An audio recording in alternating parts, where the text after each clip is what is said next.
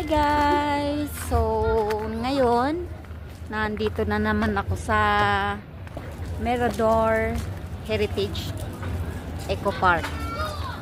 Tingnan mo guys, puno-puno na naman ng fog ang likod ko. Kanina mainit, ngayon fog na naman.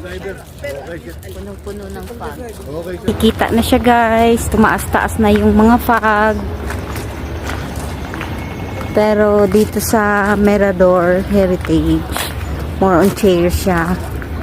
Malawak hanggang dun sa baba, oh. Para pareho naman yung design, puro chairs lang. Kakapagod naman bumaba. Maganda yung view. Oh. Kita yung city.